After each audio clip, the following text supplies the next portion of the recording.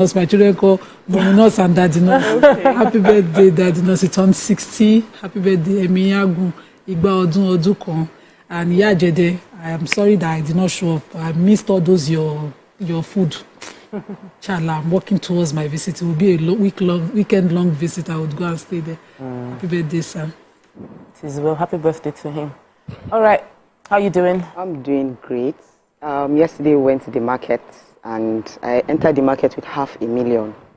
So I was feeling very big, like, man, I'm going to shop and get correct stuff. In fact, when I entered the market, by the time I finished shopping, I carried my load myself. Before, when I entered, like, okay, as of 2 years ago, if I go into the market with 500,000, I am coming out with, there will be a labo carrying my load. Yes, and me too, I'll be carrying. But this time around, I carried my load out myself. The inflation is serious. It's very bad. It's very, very bad. We went to do shopping for the kids. They're going back to school over the weekend. We went to get pants, bras, all those things that they usually. It's just thank God too much money chasing few goods. That's just what's happening. It is well. Let's hope. Mariam, how are you doing? I'm doing fine. Yesterday was a special day. I took my daughter out for lunch and she really enjoyed it. I did not know how much it meant to her that I know it's a nice thing, but the way she was like, I really am so happy. You know how expressive she can be. So I'd done one earlier with her brother, but yesterday was with her, and it was really lovely to spend time, with her one-on-one. You get to talk about some things. That bonding time is really important. Sometimes we take our children for granted. It's not a child, but it's good to spend that time and get to know them better. I'll take one twin per time. So we'll not do one for one child, one for second child, one for third child. They love it, actually. They love it when you take that time for an individual, It makes them feel extra special. I'm going to do it, but I'm very grateful to God. You see, there's a gospel song by one guy, Prince Emmanuel, say God no go shame us. When you've made promise and made commitment that you will do something, and you're looking at your account and saying, God, the day is coming. It was not like the person was not. You cannot say you will do something and then you don't have. But God has really been faithful with me that I've become very audacious in promising some things that I don't have accounts to show up for. Yesterday, God miraculously brought in another miracle to meet the need. And now woke up when I said, God, you have been faithful in meeting my last minute miracles. I want to extend this abundance so that it will not be last minute that you'll be showing up for me, so that it will be surplus. Let it not be just just at the last minute. Let it be coming in abundance so that I'm not waiting for God is Father Lord, I will not be put to shame. Your name will not be put to shame. They will not call me out before we'll now have that show up. But God is really being faithful. Sometimes I think He does that so that it's Him. But sometimes when you have it in abundance, you think, well, I am so organized, I'm so intelligent, I'm able to do it. Right now, it's not my intelligence, so I'm totally depending on God's grace. Please, I have this quick gist. So I was invited, Mariah invited, told me to represent her at a military event. It's human rights. Those pictures that you were hosting, yes. Can you imagine? They said it to you. I was moderating a panel, this human rights and the military, how to improve human rights. So they had human rights activists and many paramilitary as well as police and the military there. And I actually made a mistake. I didn't read. See this thing about not reading. In this expensive field, I went on Tuesday to the place. I didn't read that it was 12. I just saw 10th in my mind. And I got there and they said, your event is not today, madam. This event, see, it's 12th. So I drove to the island and drove back home, almost full tank. In this well. They now went back yesterday to do it. And I was very humbled because those kind of silly mistakes, we don't make it anymore. Not everything you want to do. If you have an appointment, cross-check your appointment again. Check everything. Don't assume and enter the road and then fight yourself, It's an expensive mistake, but I'm really grateful to God. I had a great time. The military, hearing their perspective was really humbling because we in the media as well as civil society tend to just assume that they are not conscious of this, or they're not as caring, or they are just killing people.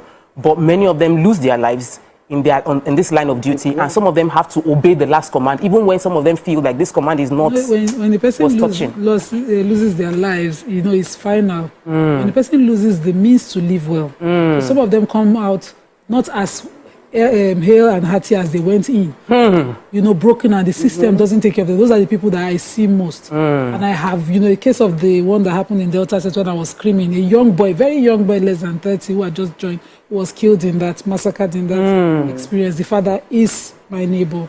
And when you see people talking passionately about it, because you see the side of the pain, it will seem as if you're not understanding, but it will feel better. Yeah. As we go on a break, I just want to celebrate all our military personnel everywhere around the country, putting their lives on the line, you know, and all our security officials generally putting their lives on the line. We appreciate you. We would not be able to sit down here freely if you were not doing what you're doing. When we return from the break, we go through the front pages of the paper. Stay with us. We'll be right back.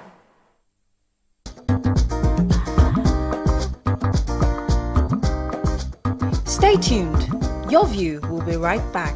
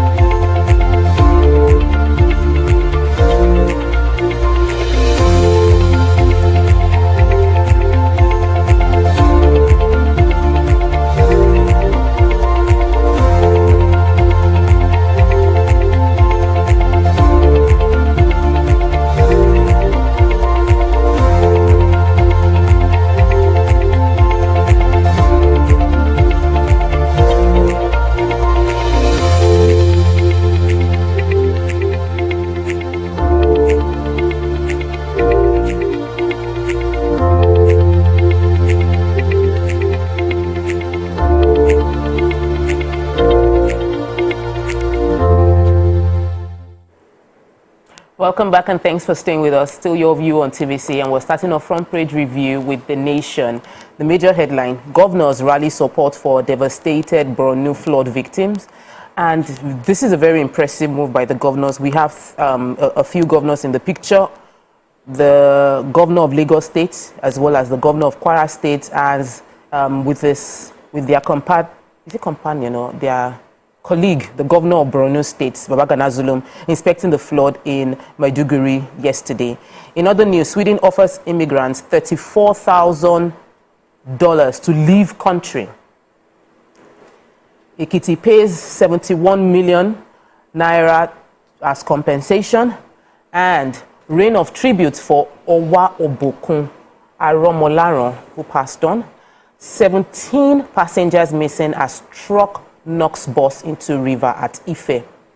440 million naira contract probe. The ICPC summons Kano speakers. Other. Labour Party crisis. Ume Baksabure must go decision. CBN demands monthly POS transaction report. And Nigeria to get 589 billion impact on health. That's others with Britain. We also can't miss the picture of the president, our President Tinubu, with the King Charles III on Wednesday in a meeting as well. So what story are we starting with? Let me do the Sweden. So Swedish government have said that they will drastically increase grants for immigrants who choose to leave the country and return home, to encourage more immigrants to go. And so they said as of 2026, immigrants who voluntarily return to their home countries would be eligible to receive up to 350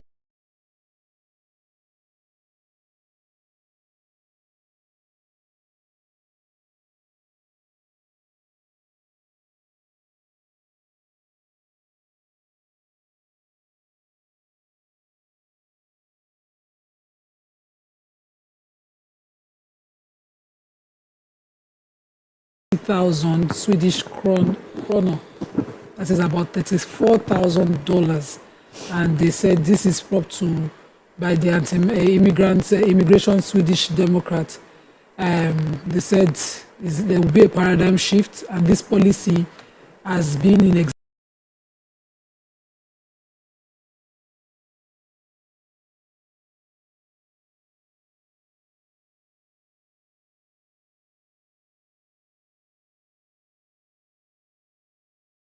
I just took the stories interestingly as opposed to the British policy of escorting some immigrants to Rwanda. As opposed to that, you give. But this one is given because they can afford it now. If it is greener pasture you are finding, you collect $34,000, come back home, and whatever skill you have, come and put it to use. Oh, that's what they are looking at. Some way to encourage it. I think it's more dignifying than shipping the way to some other unknown places. All right. Yeah. Okay, so I have the story of the 440 million contract probe. They said the Kano State House of Assembly Speaker Jibril Falgore, Deputy Speaker Muhammad Butu, and 3 others have been invited for questioning as part of the ongoing probe of the 440 million drugs contract scam in 44 local government areas in the state. They were invited by the ICPC, that's the Independent Corrupt Practices and Other Related Offences Commission. They said the commission is investigating of the state's procurement law and financial management law. They said that they received an intel from a whistleblower on the drug scandals, and we have decided to investigate all the allegations. They said the ICPC chairman, Dr. Musa Aliyu, who appeared before the Kano State High Court yesterday, said the chairmen have no locus standi to institute the matter because the Supreme Court has declared all the caretaker committees in local government areas as illegal nationwide. And he also said the resolution of the Kano State House of Assembly to extend the tenure of the 44 chairmen of the 44 caretaker committees in the council was not valid. So they are trying to say that the 44 local government people, that they are not even supposed to even be part of the investigations. They are not even supposed to still be there as the caretakers. So I have okay. The ICPC. No. Oh. So records of all points of sale transactions, that's POS transactions, are to be submitted every month according to the CBN, and they have directed 2 licensed payment terminal service aggregators. They're called PTSAs, the Nigeria Interbank Settlement System PLC, NIBSS, and the Unified Payment Services Limited, UPSL. These are the 2 terminal service aggregators that have been licensed to do that. And they're saying that the CBN had actually sent a circular ahead saying that in order to achieve the objective of tracking electronic transactions in Nigeria, that's why this has been set up. This is, we always say follow the money, or it seems like in Nigeria we cannot follow the money. Some transactions happen and they disappear. So this is government's way of, making sure that all transactions, especially in this case via POS, we're able to follow the money. Now the ATM machines are no longer working. Oh, they are not? They are not the ones at the banking halls work. I think it's the ones that are outside, maybe not, but most of the ones. But POS is more convenient than going to. But you pay money to withdraw money. We still pay money to the POS. Moving on to the Punch, major headline: Edo government polls, opposition fears violence as PDP shuns peace accord. In other news, we have PDP governors lose as National Working Committee hands Wike reverse control. Blind mothers missing kid found in Lagos after 10-month search. Recapitalization, manufacturers SME struggle as banks take over the capital market. NNPC Dangote crude oil sale, products buyback deal. NNPC team to monitor production at refinery. Tinubu governors Obasanjo mourns as Owa Obokun joins his ancestors. OPS writes AGF over $2.4 billion forex contract breach, and the US consulting with Nigeria to counter terrorism from General. So, what are we starting with? So I have the blind woman story. According to Punch, the 2-year-old daughter of a visually impaired woman, Agnes, who had been missing since November 2023, were found recently. According to them, the 2-year-old was in company of a 13-year-old stepsister of hers, and the 2 of them were playing in front of their house in Akowojo area of Lagos. And suddenly the mom couldn't hear any of their murmurings anymore. So they had gone off. She raised alarm. Their dad came in, they reported, but they didn't find them. Fortunately, they got a call from an orphanage in Bariga that the 2 of them were there. Someone had called their grandma, and eventually they went there and found them. They were said to have been found wandering around Agopa last week, and they were rescued by a police officer, and I wish the name of the police officer was mentioned I just want to commend her work. And she took them to the orphanage, and from there, they reached out to their parents from there, and they were rescued. I'm just grateful. This is 10 months. 10 months. 10 months. Remember? Thank God, Dave. I'm happy that it's still, because usually once it passes a month or two, people tend to give up, but I'm happy that they follow through. Child, Yes. They're both young, 13 Yes. too. It's extreme, but the case ended well, so I'm just grateful. Good work to our security agencies that worked on this. We'll take a quick break now. When we return, we'll continue with front page review. Stay with us, we'll be right back.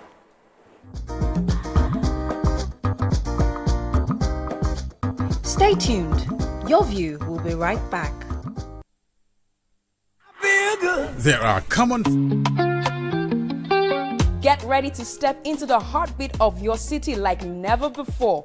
Welcome to Events Diary, where every moment is a celebration. From the electric energy of Owambe extravaganza, to the richness of our culture, to the sophistication of corporate gatherings, Events Diary is your VIP pass to the hottest gatherings in Nigeria. And guess what? I'll be your guide, your style icon. Each week, join me as I transform from traditional chic to corporate sleek. Whether it's a birthday bash or a high-profile gala, you won't just see it. You'll feel like you're right there with me.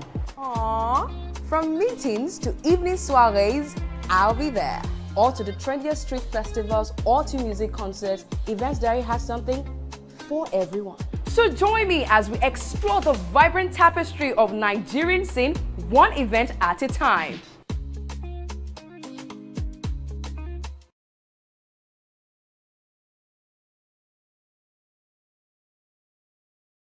Ladies and gentlemen, make welcome the one who can make time stand still forever, Mr. Kelechi Amadi. How are you doing, sir? I'm good, my brother. You love that intro, Abi? Yeah. It was great. Okay, yeah, Thank you. We try like that. Thank you. Now my question, which I feel is a cheap question. Oh, go ahead. What does ISO stand for?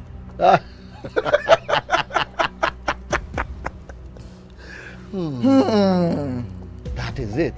I think I'll drink. No, you're joking. I'm not joking. Kelechi Amadi.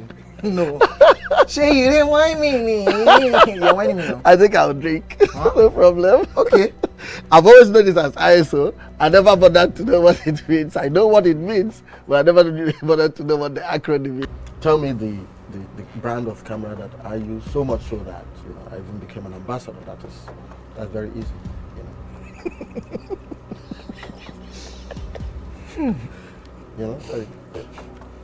It's out there. It's supposed to be, yeah. I just said, look, I give you this one as a token of my appreciation. Sony. Drink! I'm not done. You did not say final answer. This final answer. You did not ask me if that was my final You don't answer. have any choice again. It's only Nikon. how many cameras do they have? Nikon. I tried to drink. I gave you a very easy something. Nikon now.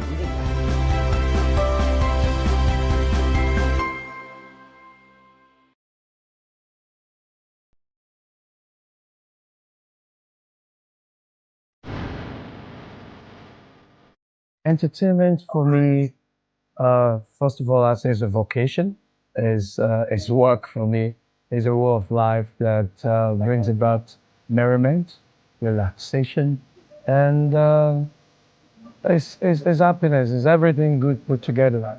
Anything at all just to make you happy, give you joy, make you laugh, make you dance. Entertainment is a way of life for a life.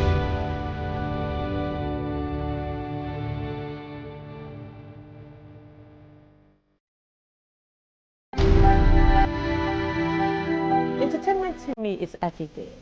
Entertainment is surrounding myself with loved ones, family, watching some good television shows, TV series, listening to good music, and taking a trip around the world, seeing new places, and interacting with different people, and also having a feel of different culture of people all around the world.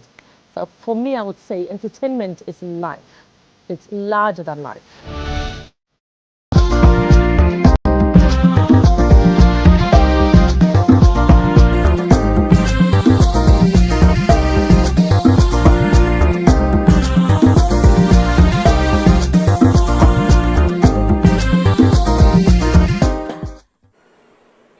Welcome back and thanks for staying with us. We're still reviewing the front pages of the papers and we were taking a story from The Punch. Mariam, you have a story? Yes, so it's saying here that the commander of the United States Africa Command, Marine Corps General Michael Langley, on Thursday said that the U.S. is consulting with Nigeria to counter terrorism. Although on the headline it says consulting with Niger, but here it's obviously Nigeria, in the in the report itself. He explained that the U.S. military withdrew from its former base in Niger Republic on the demands of the National Council for the Safeguard of the Homeland. But, they have been making collaborative efforts to counter terrorism in West Africa, and Nigeria has, invited them for this. But they also emphasize that the U.S. intervention is based on invitations from African countries. So they are not coming in without your invitation. If you think you need them, they'll come. But they're also saying African-led security efforts needs local leadership in tackling some of the continent's most pressing threats. So it's not as it used to be, America should come and save us, whatever, come and save us. First of all, you have to invite them. Second of all, they are also telling you that there are some things you have to do locally for, some of these threats that we're facing. Anyways, the general message is just to say that they're working with Nigeria right now. We're in talks, and whatever needs to be done concerning terrorism, that's what I was going to comment from a place of knowledge, as I had with some military personnel yesterday. With military personnel yesterday about the fact that the military would not want to harm citizenry because they know they need the citizenry. Without the cooperation of the citizenry, anything they want to do would fail, because you need that intelligence from them, and if they don't trust you, they won't give you intelligence, and you cannot fight the war without intelligence. You have a story too, I'm sure. Recapitalization, as we all see, that they're saying that it's affecting the SMEs a lot. So they said the ongoing recapitalization by bank is squeezing out manufacturers and other small businesses as they endeavor to raise fresh funds. They say as the country's banking sector undergoes a sweeping recapitalization process, small and medium-sized enterprises are feeling the pinch. The Central Bank of Nigeria's directive for banks to shore up their capital base has led to tightened lending conditions, raising concerns over financial inclusion and access to credit for the country's vital SME sector. They said for SMEs, which accounts for over 48% of Nigeria's gross domestic product, according to the World Bank, the recapitalization process has introduced new challenges because the interest rate is very, very high, is above 30%. They said the current credit squeeze could stifle their growth, particularly in undeserved regions where financial services are already limited. So for SMEs, the hope is that once the dust settles, a stronger banking sector will emerge, better positioned to support their growth. Let's hope that they reduce this interest. It's basically the interest rate is too high. And then the banks are struggling to be able to get that $500 billion base. And all that is affecting the small businesses. I have to take this story. The Ilesha as a town has been thrown into mourning. Ilesha is a town in Osun State, and they lost their king, the Owa Obokun of Ijesha. No. Of Ijesha land, Oba Gabriel Aromolaron. Condolences have come in from the president, the governors, all of them talking about his role. He had a 42-year reign. Yes, 42-year reign. He died at 86 years old. That's a good one. Yes, he did live long. I knew of him, heard of him in songs. He was well praised. But what the leader spoke about was very important, that he took his throne above partisan politics that took place over. For you to reign for 42 years, you've met many politicians. He said he didn't get involved with partisan politics. He provided, according to the ex-president, this is from the our president right now, that he didn't play partisan politics. He was open to all political tendencies, and he supported the presidency at every point in time and different presidents. But the ex-president mentioned he gave wise counsel. He had aspiring leadership, and he was consistently dependable to when you needed any form of support concerning that region, and it will be deeply missed. I'm sure all the people. Correct. It's our Oboku. I know it very well. I've been to Ilesha, and I really heard about the man. So he's a well-respected and loved man, and our heart goes out to the family and the entire people of Ilesha. Moving on to Daddy's son. Flooding is still being talked about. Death toll rises to 259 in 172 local governments. So this is beyond the Maiduguri state. NEMA, military, others identify rescue operations as doesn't remain trapped in Maiduguri. Then the Algon, which is the local government, commiserates teams and urges action. Petrol, for petrol marketers, they've petitioned President Tinubu over Dangote's refinery diesel price drop, and both MISAP, NIWA assures 72 naval personnel to implement waterway code in Lagos.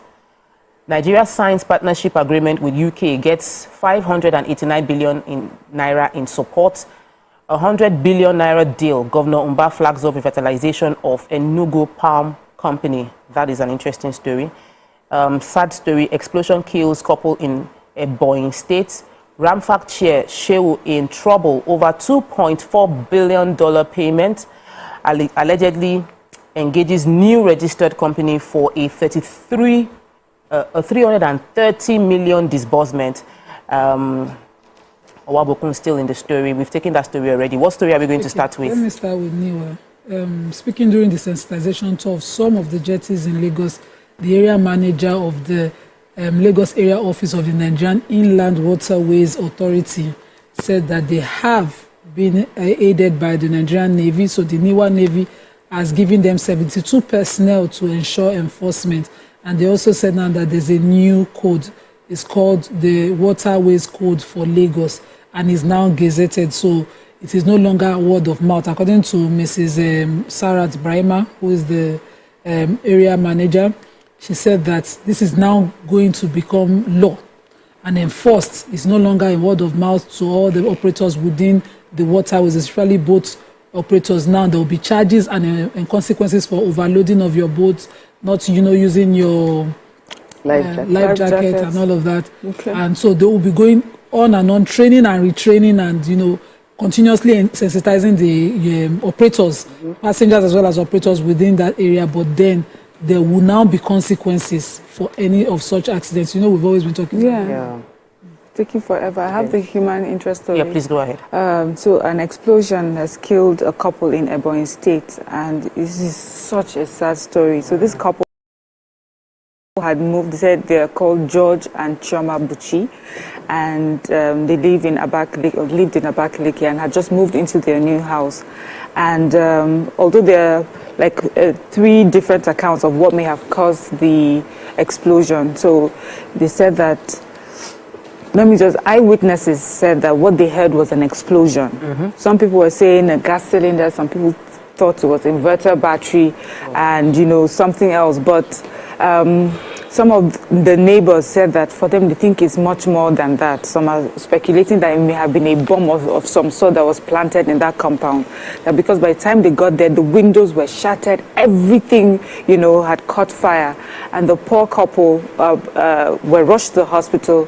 The woman died a few hours after she was there, and the man died, I think, a day after. They have had a 3-year-old who was at his grandmother's at the time. So that was how that child was able. It is such a sad story. Yes. And they also speculate, we're not sure that they may be related, the wife be related to Pato Ranking, the artist. So our hearts really go out to this family, and God comforts those that they have left behind. Sure. Moving on to our last paper for today, Nigerian Tribune. 259 killed, over 1 million affected in flood affected by flood in 29 states. That's from NEMA. UN Humanitarian Agency allocates $6 billion for Borno, Adamawa, and Yobe. Aviation workers to shut down airport September 18. They reject 50% IGR deductions. NUT warns federal government against unchecked commercialization of education in Nigeria. Federal government signed CTC agreement to reduce airline operating costs. Or your bricklayers, shoemakers, hairdressers, others to pay taxes as Assembly passes presumptive tax bill into law. And Southwest states arrive at a plan of action to tackle food shortage. Well, okay, there's another story that we really wouldn't have time to take any story in the paper. We're out of time already. Okay. But thank you. We'll take a quick break now. When we return, we move on with our sponsored segment. Stay with us. We'll be right back.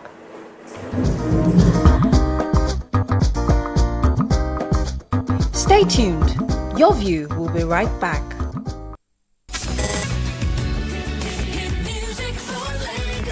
As the morning light filters in, the Max Breakfast kickstarts your day from the bedside. We bring you the morning vibe and plenty of ginger to start your day right. Join us on the Max Breakfast as we help you seize your day one step at a time. On Max Hits, we've got the ultimate playlist for you. We give you back-to-back and all the biggest news from the world of entertainment. Only on Max Hits. Area, waiting the apple, waiting the shop. Tune into our award-winning waiting the 102.3 Max FM. Lagos, Nigeria, you're welcome to the Max Drive. Whether you're there for inside motor, you're there for inside traffic, we're there for you with a Max Doing. You know what it is. It's the Max House Party. King Dion, DJ Charlie Shee. Let's go! 102.3 Max FM. Hit music for Lagos.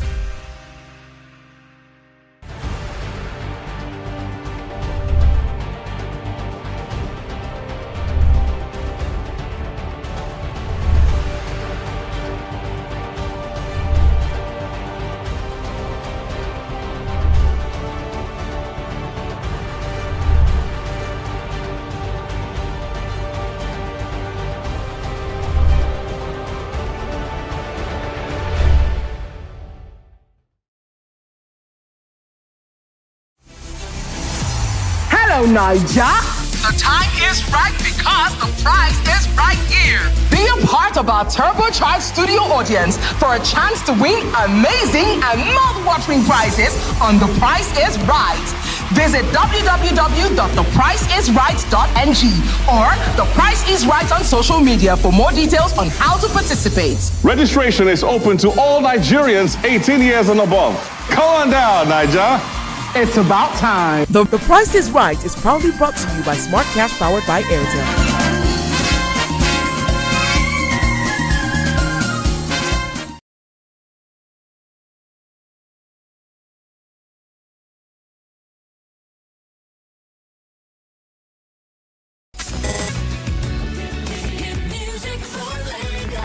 As the morning light filters in, the Max Breakfast kickstarts your day from the bedside. We bring you the morning vibe and plenty of ginger to start your day right. Join us on the Max Breakfast as we help you seize your day one step at a time. On Max Hits, we've got the ultimate playlist for you. We give you back-to-back and all the biggest news from the world of entertainment. Only on Max Hits. Area, waiting the apple, waiting the shop. Tune into our award-winning waiting the 102.3 Max FM. Lagos, Nigeria, you're welcome to the Max Drive. Whether you're there for inside motor, you're there for inside traffic, we're there for you with a Max Doing. You know what it is. It's the Max House Party. King Dion, DJ Charlie Shee. Let's go! 102.3 Max FM. Hit music for Lagos.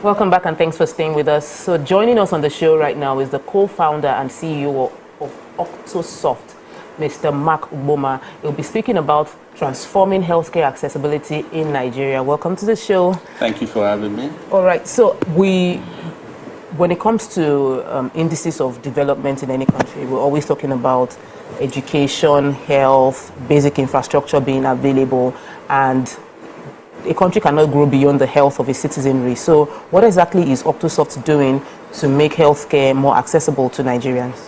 Thank you very much. So Octosoft is a health tech company.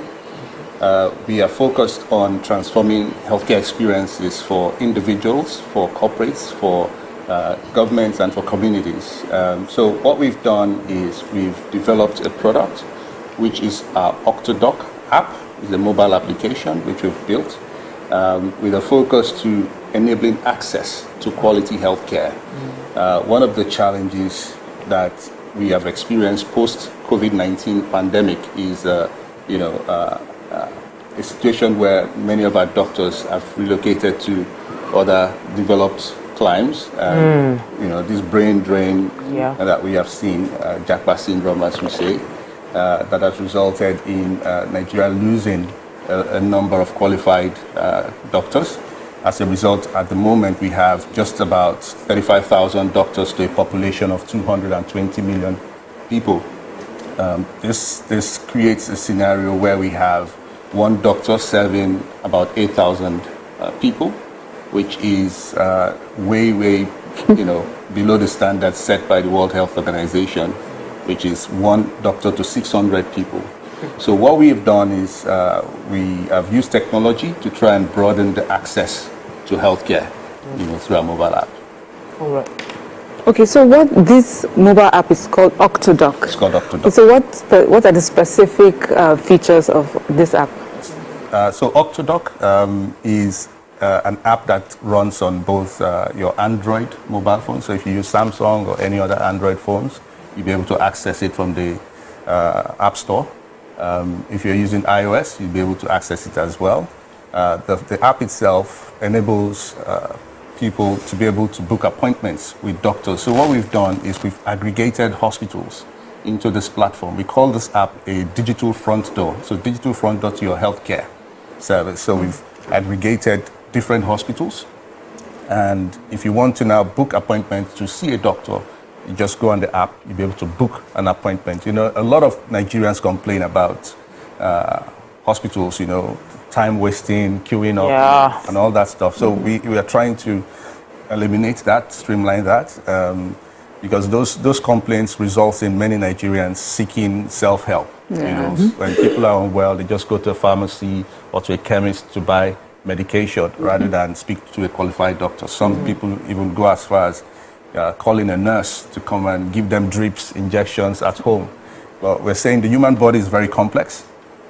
We shouldn't just treat it the way we like. We should talk to the experts who have been trained for many years to help in that regard. So Octodoc allows you to do that. So in addition to being able to book an appointment for your physical, not just the virtual, for a physical in-person appointment to a hospital, so that when you have that appointment, you know when to go in. Okay. Your appointment is for 11 o'clock, you get in for 11 o'clock. You don't have to get in at 5 or 6 and queue. So we are trying to eliminate that, streamline the process. But it also allows you to do telemedicine. So if you don't want to go physically, you can do it virtually. Okay. Yes, you can do it virtually as well, to speak with the doctor. Okay, so this is a very good development. And it's like a health insurance business, right? So what differentiates you from other health insurance businesses out there? So we, as Octosoft, we are not a health insurance company, but we aggregate health insurance companies. So we have a number of health insurance providers already on the platform today. Any individual can download the app. You would see health plans from all the health insurance, Bastion, Leadway, NM Health, all of them. We've put them on this platform, IGEA, whichever one you want. So rather than going to individual HMO's website to research what plans to buy, we've put them together, compare them side by side, so you can quickly take that decision on buying health insurance. And we know the benefit of health insurance. Insurance for your car is in case of emergency, you are covered. You don't have to bring all the money out in the case of emergency because you have insurance. Likewise on your health, you're covered in case of serious illness. Your health insurance product will be able to support you in that regard. So I was going to ask how wide is Octodoc, because when we see this app now, I think it covers a lot, and even into the remote areas of the country. But you'll be surprised that it'll be in the only in the capital. I know some hospitals in the capital. So how wide is it really? So we've just launched, but we are growing really fast. And one of the reasons why we're here is to promote this app a lot more. what we've seen since our launch is that some of the customers that are calling in are actually calling from remote areas. So people that have, we've seen callers from Akure, and other parts of, the country, saying, they don't have doctors around them, but they need this care. So we are nationwide. The good thing about technology is you can reach anyone anywhere. Today we pick up our mobile phones, call people in Maiduguri and people in Cross River State, everywhere. So that's the reach, that's the access, which is what we are promoting through this technology to make sure people can reach doctors regardless of where they are. Okay, so would your target audience be hospitals, insurance companies, and could that also be your target audience so that they get on the app and then clients would? So yeah, just a one-stop shop, hospital, health. Wise. Yes, health sector. Exactly. Let me put it that way. Okay. Exactly. Okay, so what happens for a user now? Is it user-friendly? Can I go on as a user and pick a hospital, or I just pick a doctor? Okay, so the choice is yours. Okay. We've made it such that it's very flexible. Already we've onboarded several hospitals on the platform. So if your hospital is one of them and you want to engage with your hospital, you can. Okay. When you download the app, sign up, you can use your hospital. There are a number of hospitals there already. We are scaling to get more hospitals on board. And these hospitals, when we bring them on board, they bring their patients as well. So they tell their patients, now we have telemedicine. Okay, so it's like a software that can be used by hospitals, as well as by HMOs and as well as individuals. So it's like a holistic. I wanted to ask you about because among the things that you're offering as service is also the health information being in a same place, and it is addressing the problem of the fact that people have emergencies and they go to an hospital to visit a hospital and find that I lost my cousin.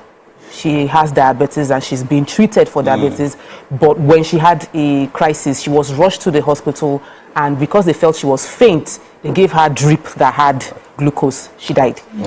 If there was a way to get that information on a software, in a software format that any hospital you get to, you can just show them, they see your record. How does this now solve that problem, and how many people have access to? Very good question. So one of the features is your health history. So the app, under your profile, you'll be able to see your health history. So as you consult with the doctor, when the consultation is done, you get a copy on the app. So you can take that health information wherever you are going. In the future, we are looking to add things like care for chronic conditions. So people diabetic or high blood pressure, you can be able to then monitor, medication intake as well. So where you've been prescribed, okay, take this tablet once a day, once or 3 times a day in the morning. You can, as you take them, you can check it off. Okay, and your doctor can see it and be able to monitor you remotely. So things like chronic care becomes even easier to manage. Okay, so 2 things that discourage Nigerians is money. Money. So is it affordable? Exactly. And number 2, the ease of the app. Yes. For instance, if I have a hospital that is not captured in the app, can I upload suggest my hospital as one of the options so that we can speak with them? Absolutely.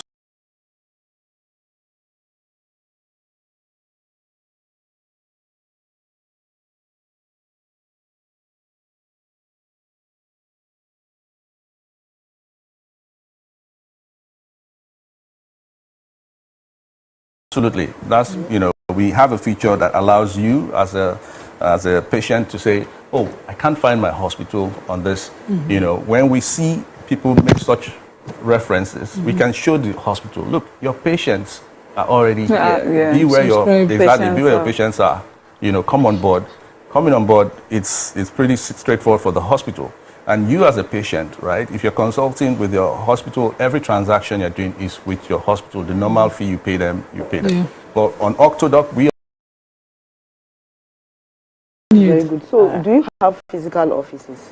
Yes, we do. We do have a physical office. We are yes, because I know there are so many people who are not educated that have just that phone, that Balasa phone. So, how will they reach out? Those kind of okay. So, for them? Yeah, we are not solving every problem today, but we will. Exactly. We are looking to partner with some state governments so that we can deploy this technology to primary healthcare centers where people can work in and still be able to access this service. So we are working towards that as well. Thank you so much, Mr. Uche, for joining Mr. Mark Ugbohmah. Yes. Just before I go, can I just quickly say we are giving away, we're doing a promo, so we're giving away 50 lucky customers who downloads the app to their phone and sign up.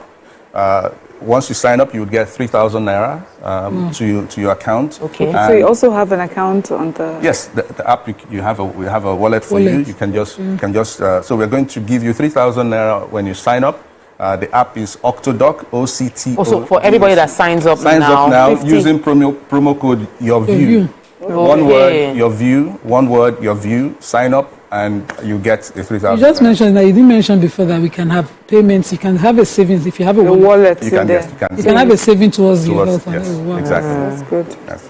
Thank you so much. Octodoc. It's definitely. Thank you for having me. Octodoc is the platform they search for on their phone. iOS as well as Android being covered. Yes. We wish you all the best. Thank you. Don't forget to use the promo code YOURVIEW so that you can get the 3,000 naira voucher, which you can then use to consult on the platform. That's all we can take on the segment of the show. We'll take a break now. When we return, we'll continue with the show. Stay with us. We'll be right back. Thank you, sir. Stay tuned. Your View will be right back.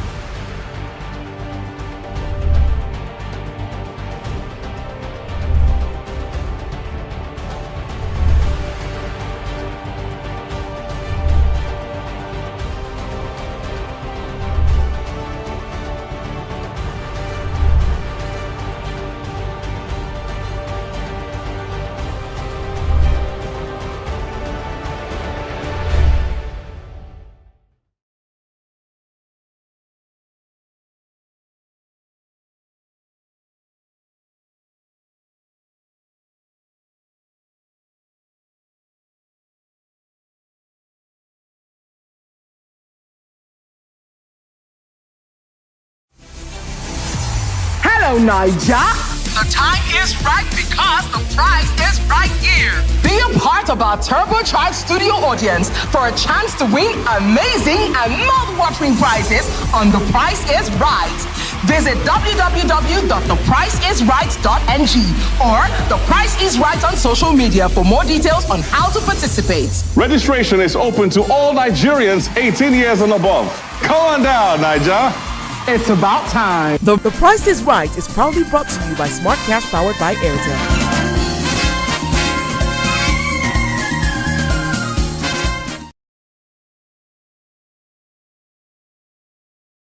Ladies and gentlemen, we have Made Kuti in the view. It's still 7 of 7, and we've been doing a whole lot of protesting. The only thing that remains is just to carry placard. It's about 5 of 7, to be honest, because ask your question. I have so much to speak about once we finish. We'll not give you the time because it's 7 of 7. I will make the time now. He said he will not ask questions about science.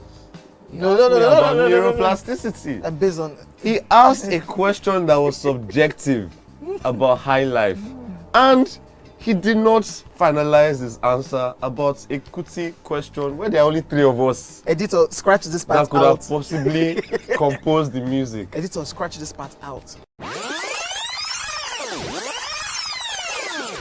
Stupidity is an act of ignorance. Hey God, Made. Was composed by which Kuti? Femi Kuti. Is that a final answer? God, I'm Shion Kuti. No, wait, Femi Kuti. You said Femi Kuti. Wait. It can't be allowed. No, you've not asked me anything. Everyone. You've not asked me anything. So my final answer. No. All I have to say is this show is really about drinking. Yeah, that's the whole idea. The questions don't matter. That's the whole Justice idea. is out the window. We throw caution to we the have wind no right morals here. On the 7 of 7.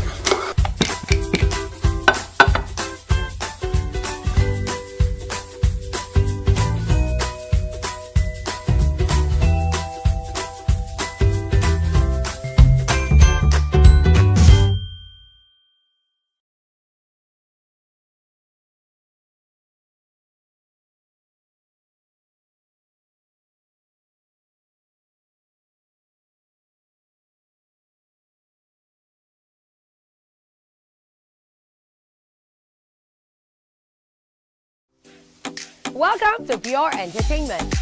What would you like to order from our menu today? We have the regulars. So let me go and look for my jammies. So My 280 was 320. I suppose don't be one medical.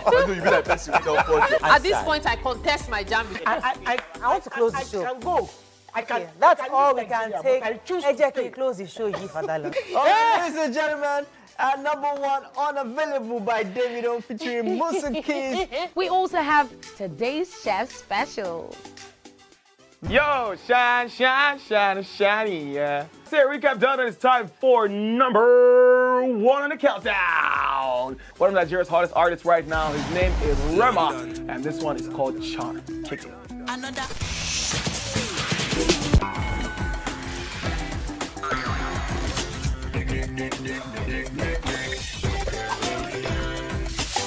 For dessert and a bit of nightcap, we have the nighttime and online specials. I want to start the gym, yeah? But do you know one thing that's actually keeping me back? You should start the gym to get fat. Cricket. She says she does pole dancing to empower women. What's the difference? There's a difference. That's what I'm saying. So pole dancer, you're already almost naked. You're already almost naked. No, it's the empowerment for me. Sex can make your relationship better. No. Sex can never be overrated. It is needed. Especially when it's good sex too. Almost every guy has been with somebody's girlfriend. But they are for all of us now. That's why you're still single. I would not agree or disagree with that because I don't want to get into trouble. I have a home to go to. Your next question. Oh, you ready to fail? Who is the better? You see something.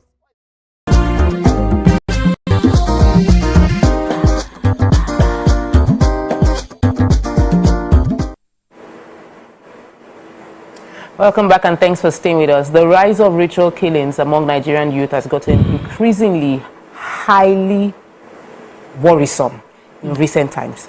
And it has got people talking on social media. There was a video of a 100-level biology student of Federal University, Lokojafo in Kogi State, confessing to ending the life of a female colleague who he kidnapped. The young man, identified as Jeremiah, was arrested by the Nigerian police officer in Kogi State.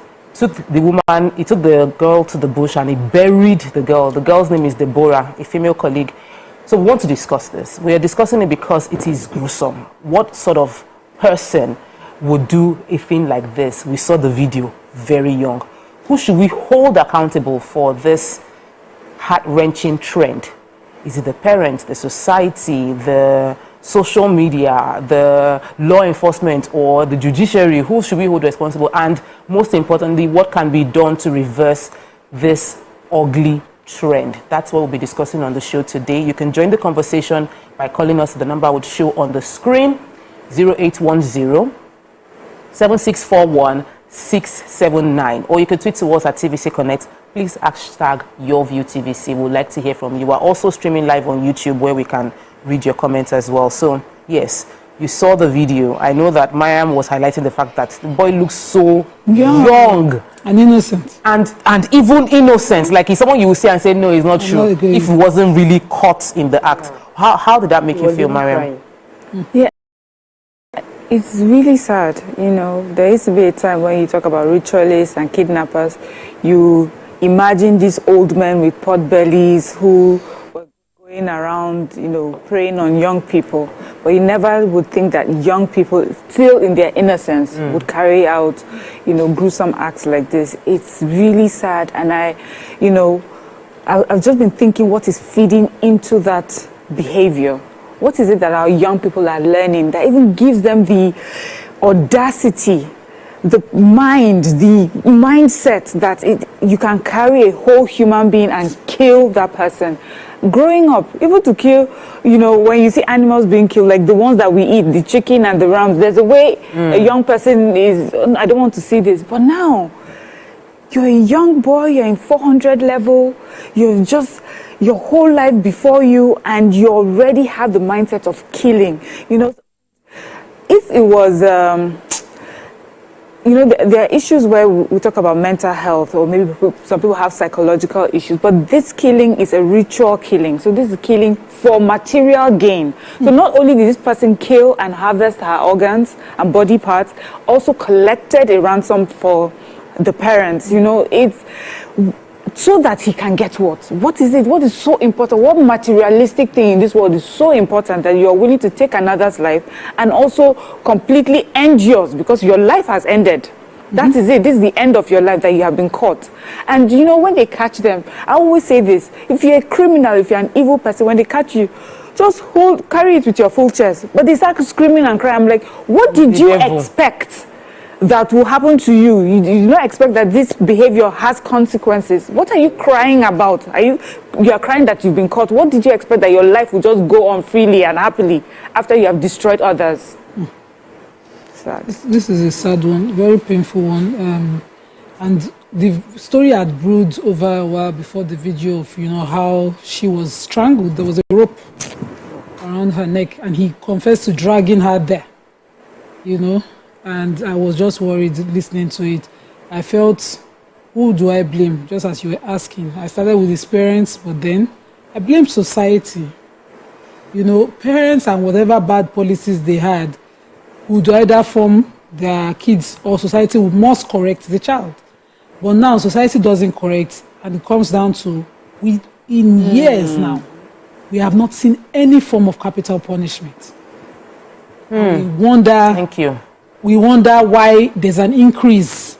The laws are being passed daily. In some states now, if a kidnapped victim dies in your custody, it's death sentence. I think about 6 states have passed it into law, Kano recently, and you have more states like that signing up. But the laws are just there. The governors, we need to call out our governors. Run elections every 4 years, get in office. They don't know it is important to sign death sentences. If a person exhausts, I'm not saying that the courts are perfect, I'm saying if the person has exhausted their appeals, they've gone all the way to the Supreme Court, don't continue to use taxpayers' money to maintain them. Because society now thinks, if I get into the prisons or the custodial centers and I get holy or get pious, there should no longer be consequence. You know, there's human law, there's God's law. And we don't enforce that. That's one. The second one is that we also are, accommodating of materialism. There's a high level of Yahoo we have legitimized. Mothers spend Yahoo funds given to them by their children, and they excuse it. And so the person who know if you do, be looking. Last year or last 2 years, a set of boys, who are supposed to have been in an Islamic school, where somewhere in Ogun State hatching what to do with human body parts. They Googled it, they studied it. They had gone on Facebook, then they thought, okay, how do we get a woman? One of them dated a girl, invited her to Ogun State, where they not only killed her, roasted her, dried her body parts, pounded it. The entire process. As they saw it on human interest in the newspapers. Yes. And society still didn't react. We're looking at young boys having unexplainable means of monies in their accounts. We're quiet as a society. Recently, a set of boys have been extradited to the US for sextortion. Yeah. These boys didn't think anything was wrong in sextorting. It's just sextorting now. Take their nude. So they took nude pictures that act a page of a female American and used it to request nudes of an American boy. That happened. Yeah, and they got the nudes, and then they started to use it to blackmail the American boy, asking for $1,000. This boy is less than 18. He doesn't even have the meaning. The boy kept begging them in the space of about 6 hours. The conversation was ongoing, and he was saying, "I have only $300. He has sent it. Please," and they were saying, okay, and he had said in the video, at this point, I think I should just kill myself. They said, go ahead, or we'll make you. Nigerian boys who are supposed to be under their mother's wrappers. So, as society, too many things that we have allowed, it's too wide. You have to tell us how that story ends. So, fortunately, Nigerian government on this one did something. When the American government investigated and said this is this is a crime in their country, and they wanted to enforce it, they have a crime established. They found the boys' names and everything, and the Nigerian government just put them in prison. Now they're extradited to. One is still in court trying to, to fight against his extradition, but two have gone. They'll be facing the American legal system for whether they are free or not. And you see it happen there. How many kidnappers have we been successful here with? Evans is still on trial. It's still just going up and down. Even though his victims are there trying to find solace, we still have children being kidnapped on our expressways, Benin or road, every time, and nothing happens. They make money, they go back and re-strategize on another victim. We must have a system that is against it. Apart from kidnapping as a problem starting from this materialism that we have allowed, we have other ones. We have the robberies, we have the frauds and all of that we are allowing as a society, and we must have continuous precedents against these ills for it to change. Yeah, so let me add to that story. I think the boy is how old? I say it is like 15 years. Yeah. 16 years. And that's the reason why Australia now, they're trying to ban the use of social media from a certain age. They said they're going to ban TikTok and all those other platforms. So do you feel like, we're trying to analyze your thoughts and who do you believe is responsible? So you're thinking social media might have supported some of these things? Yes, social media mostly. I remember last year when Buhari was in regime, he said lazy youths, that the youths are very lazy. And to a large extent, yes, everybody is looking for fast money, how they can make fast money. And, when these things are the menace to our society. It's not just only the rituals thing. There is cybercrime. There's also this the Yahoo thing that people do. Fine. So the ritual thing, what happened with him was that when they asked him, he said he only killed her, that he didn't even remove her parts. So you killed her. Who did you go and tell that their body is a body there? They now came to remove the parts and all. So he started lying and he started crying. What are you expecting? You did that and you're expecting that you won't get caught. You get caught some one way or the other. So now it's coming from a failed family system and also a failed government society, just like what Nima said. Society is already very corrupt and they support all these practices somehow, one way or the other. Just like Nima said, if they can bring anybody to book, it will drastically reduce this ritual killings and all this kidnapping and the cybercrime we see around. I think if that happens, we'll see something that will definitely come out. For me, I feel that it was, I agree with everything that has been said, because really, we've discussed this several times. We've discussed the fact that ritual killings happening among young people is becoming a trend. In the beginning, we felt it was just one of, this wicked person, this one is an unusual one. But when you are seeing it across, this is in Kogi, we saw one in Port Harcourt. We've seen in Ogusi, we're now seeing that it is not tied to a part of the country. It is not tied to socioeconomic class. This is happening across the country. Then it means that there is something we are not getting right. And we have highlighted some of the challenges. One big thing is consequences. It is what will deter people from doing what we're meant to do. And we've mentioned it here a few times. We'll have to mention it over and over again. Our governors need to sign death warrants, like sign for capital. Those people that have been sentenced to death should be allowed to carry out their the punishments that has been assigned to them. And I don't see, especially when we want to deal with an issue, when you see this is a problem and I want to deal with it, we have to make a public show. Making a public show of it means that we would sign the death warrant. The governor will talk about it, that these 5 kidnappers that led to the death of these 5 people have now been sentenced to, not only have they been sentenced to, they will face the death by hanging. That sends a stronger message than any other thing. I also support the showing of video. Yes. Because when we saw the face of this young person, every other person knows that my face will go out. My parents will be put to shame. My family, everybody will get to know about what I have done. But he didn't like his face being, there was that shame and stuff in his face when his video was being recorded. We're not older than the... Please let me take Yakuba, come to you, just immediately. I take Yakub. I'll come to you. Welcome to the show, Yakub. Good morning. Yeah, good morning. Good morning, Miriam, and then Ramatu. Ramatu. I think Anita has paid us. They have already paid us. Sister Nima said something earlier, and then you already spotted on that float as well.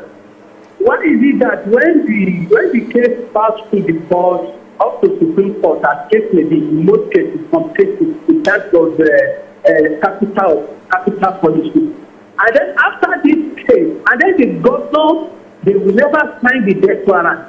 And then the day of their swearing me, they will say, I solemnly swear. Also say that they will swear. They were talking lies to Nigerian citizens because it is part of their responsibility to sign the death warrant of somebody that came, that already ascertained that too late this person takes someone's life. Let me take a typical example here. Do you remember when the jailbreak happened in Abuja? When those Boko Haram went to Kuje prison and free all those Boko Haram that was in detention. So the question we need to ask our leader is this: the Boko Haram are taking a lot of people's lives. What made them keeping them for so long? For them saying that their members have come back, they free all those guys, and then they begin to protest again. Now, I think at this document, this is our personal opinion. I think we need to take our law. I think our representative and the senator and that of the they need to do a lot. What am I saying? If the government pays to sign the death warrant of people that taking someone's life, what person maybe to fail that for the judge? When the judge gives it the judgment and then they are starting that too late, this person has killed somebody. We don't need this government because they don't do their job. So, I made a constitution. That's our personal opinion. Thank you. Good morning. Thank you so much. So he was saying that once they exhaust their appeal, the law should be changed that it does not require the governor's consent to execute the order. That it should just be, you've exhausted your appeal, the judgment is implemented regardless. Because I think some of our governors, because of religious tendency, don't want to put pen to paper to say I'm signing off someone's life. I killed someone. Yes, because it feels like I'm the one killing. But if you can sign pardon, you should be able to sign the death as well. It's just your business is to manage society. Society must run. It must be on rewards and consequences. You know, we don't even reward good things safe, and we don't leave consequence for bad. Everybody is somebody we cannot handle, and it's where it's leading us that is dangerous. We become like lawless. People don't see. People think, you know, I just need to know somebody, and things will be fine. People don't see consequence for these actions. And so, wait, what's the big deal? What's the worst that can happen? I will just go. The boy that killed a girl when he had advertised a job in Ugbohmah, and this young girl unfortunately told her friend, and she went to that interview. She was now missing for relationship. The boy he was not like this one. He didn't have any soberness on his face. He sat comfortably in that. Nothing has happened to Yes, nothing has happened. We are sure that nothing will happen and nothing has happened. He was reassured that nothing will happen and nothing has happened. That confidence is why we should be scared. You see now, you talk to a young boy who is just wondering that, why are you not in school? Why don't you have a job? And the boy will look at you like a busybody. And if you go to the mom as well, you're a busybody. In those days, we were not allowed idleness. They go find work, give you no go work here. You know, I wrote my junior WAEC, and between that time and before the result will come out, we had a long break. Nani, I had two babies. You will be responsible for one auntie's baby. You won't have the time for your phone. Sometimes the babies will be crying. My mom will say, pass a phone. Meaning is that you back a baby that is hungry. You don't have breast milk, you don't have baby food. You'll now be walking up and down in the hot sun, doing like that for the baby.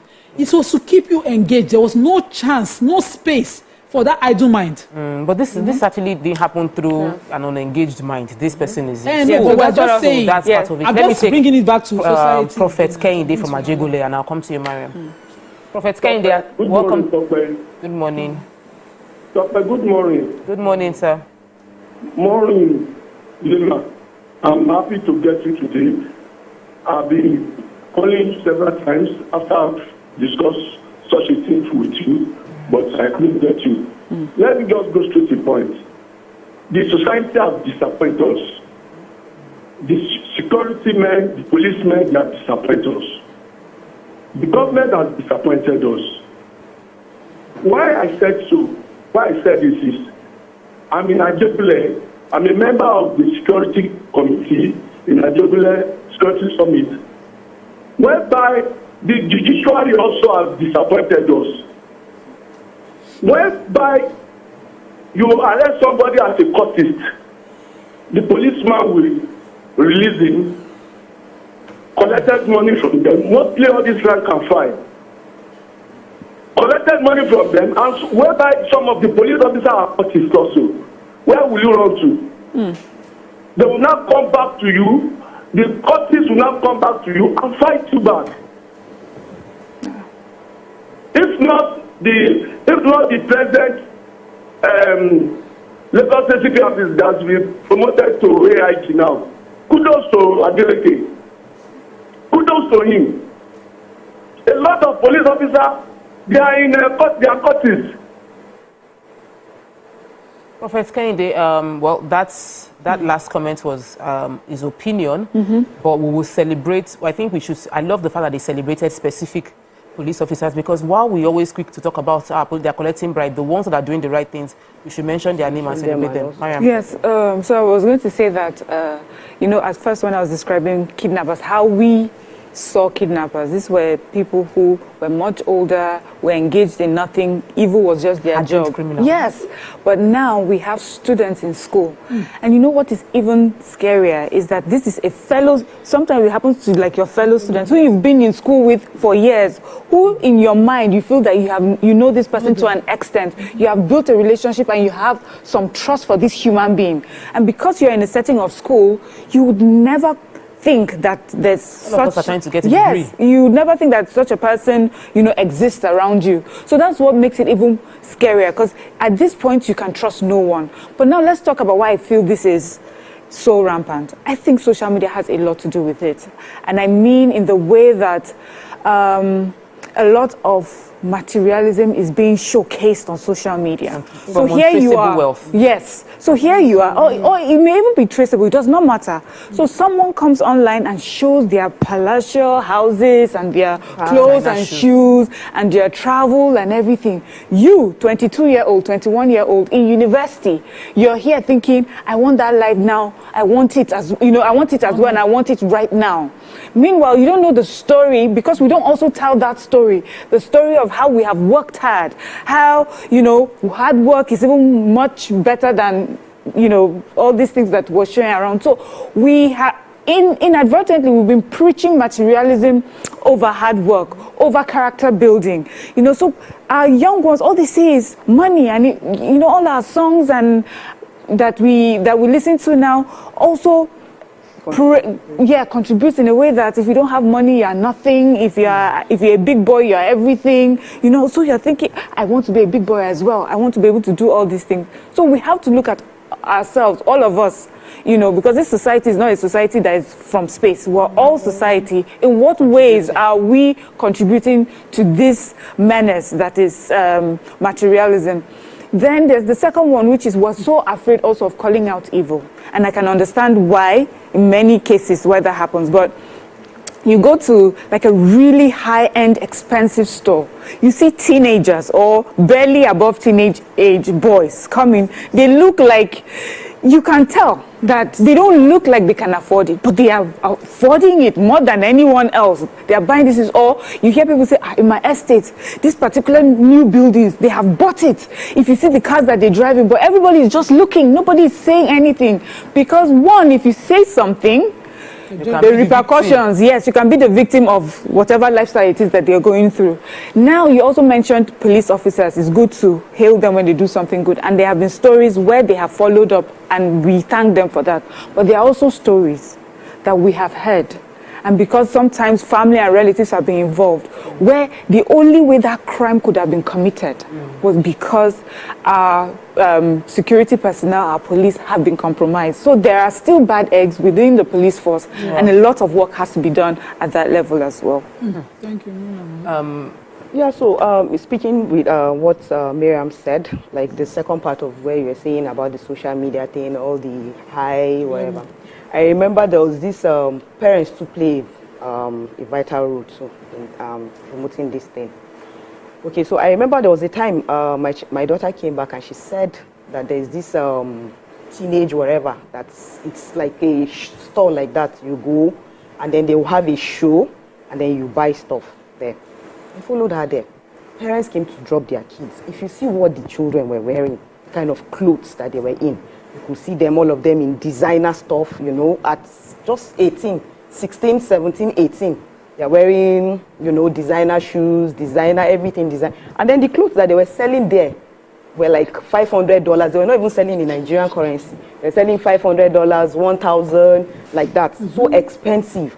So family too, you know, those kind of things, they will grow with the fact that, oh, I need to keep having this kind of designers. And if they want to keep up with that lifestyle, it costs money to keep up with that lifestyle. Can do the work. They should do the work, but they will not want to do the work. They will not be looking for fast ways to do this thing. I remember I was in a salon. Because we don't really talk about the work. Yes. We don't talk. So I remember I was in a salon and there was this guy that's the woman, she was making her hair. The next thing they called her son called her and said his friend took him to one room and then he went out and he locked the room after him. And he saw the friend discussing with some of the guys downstairs. He was like, mommy, something is wrong. Because the way he saw the environment, he just sensed that something was wrong. Good. And immediately the mom got up. She called the dad. The dad, fortunately, the dad was in VI. He had to access quickly to Lekki because it was happening at Lekki. Quickly went there and that was how they rescued their boy. If not, that boy, usually is your friend that will definitely invite you. Now, that's the saddest part of this whole thing. Let me take Peter from Magodo. Welcome to the show. Good morning, Mr. Peter. Good morning, your view.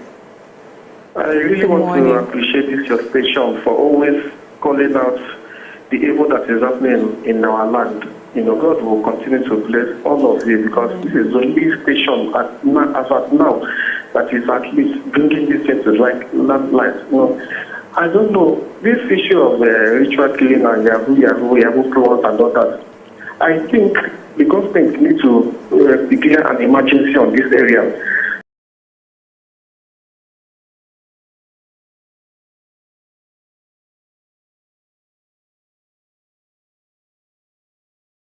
But it's quite unfortunate that the government cannot even think it towards this side, doesn't even confine them.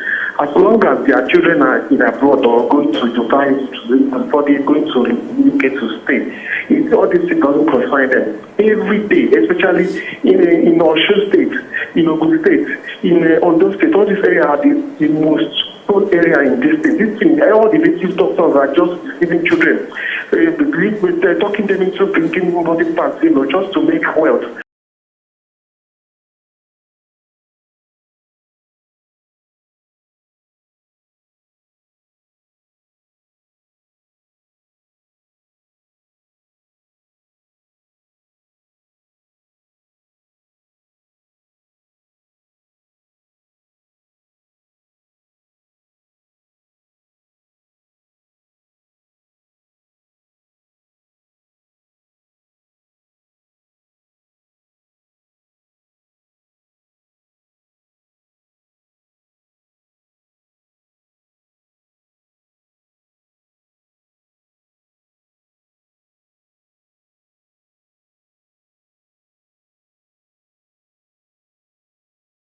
Thank you so much and God bless you.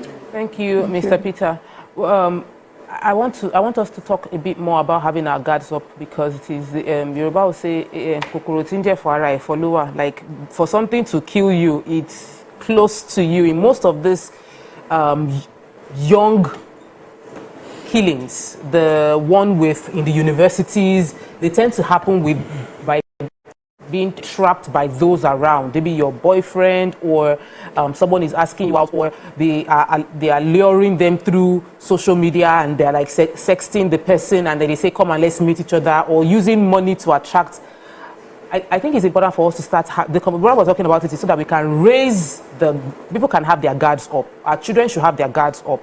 You should be able to do what your friend, the person in the salon beside you was able to do. The child was able to call the mom and say, there's something funny going on here. I don't go out often enough to see Yahoo boys, but when I travel, because I'm not in Lagos, when I go to Benin, it is in your face. There's a particular car. It's Benz. There's this particular Benz that everywhere, and they're very young people. Yes. They have accidents with the car and abandon it. Like they drop off the car and then they go and buy another one. They drive it without number plates and they drive around. So who can we report to say, and you will not be looked at like a witchy auntie or witchy nosy neighbor, because we do need nosy neighbors right now to be able to say that can you just that system doesn't work. We need to be able to highlight the fact that these people, there are 3 people that they just moved into this place, 4 boys living in the same 2-bedroom, and they are all driving this car. We don't know what they're doing. Just come and ask. So we've rendered the concerned neighbor to a gossip, and that's a sad reality. Some time back, I talked about the woman who wouldn't breastfeed her baby. Yes. And I said it was a personal decision. I would be on top of it. So this woman had 2 babies before.